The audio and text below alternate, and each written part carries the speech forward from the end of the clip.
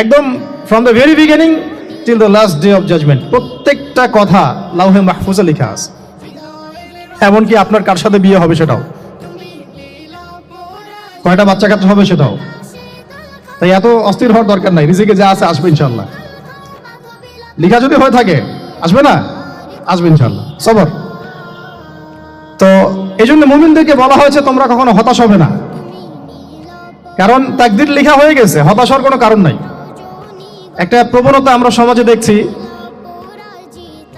Young জেনারেশনকে আমরা নসিহত করব যে ভুলেও নিজের জীবনকে বিসর্জন দিতে যাবেন না।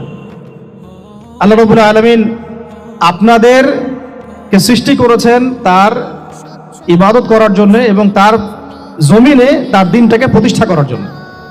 হেলায় খেলায় আপনার জীবনটা নষ্ট করবেন না, ঠিক আছে ভাই? আল্লাহ বোঝার তৌফিক দান করে। তো কলম সৃষ্টি করার পরে কিয়ামত পর্যন্ত সব লেখা হয়ে গেছে। এখন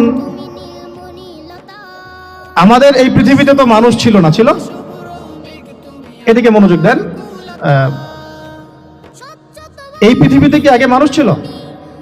এই পৃথিবীতে আগে কি ছিল তাহলে বলেন?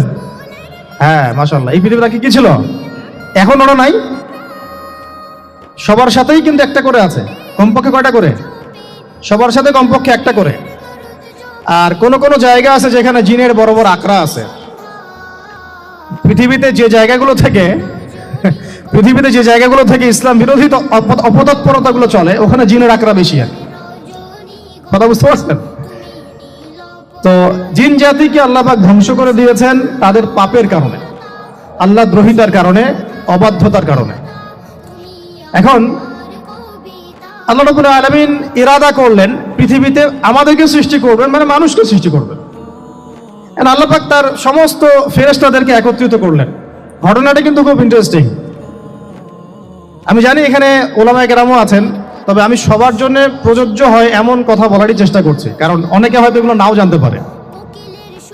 তো আল্লাহ পাকের ভাষায় আমি যদি বলি, আল্লাহ রাব্বুল আলামিন বলছেন, বা'দা আউযু বিল্লাহি মিনাশ শাইতানির রাজীম, ওয়াইয ক্বালা রাব্বুকা লিল মালায়েকা ইন্নী জাইলুন ফিল আরদি খলিফা। হে নবী মুহাম্মদ সাল্লাল্লাহু আলাইহি ওয়াসাল্লাম, তুমি স্মরণ করো সেই সময়ের কথা যখন আল্লাহ তোমার রব সমস্ত ফেরেশতাদেরকে ডেকে বলেছিলেন যে ইন্নী জাইলুন ফিল আরদি খলিফা, আমি জমিনে মানে পৃথিবীতে আমার খলিফা পাঠাতে চাই।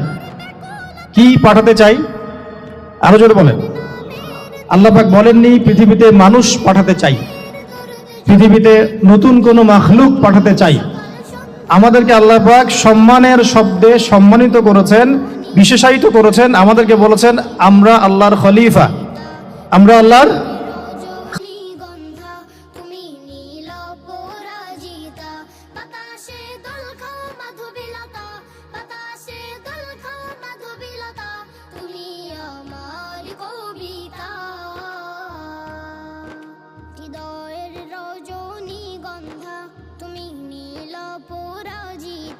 হৃদয়ের রজনী গন্ধা, তুমি নীল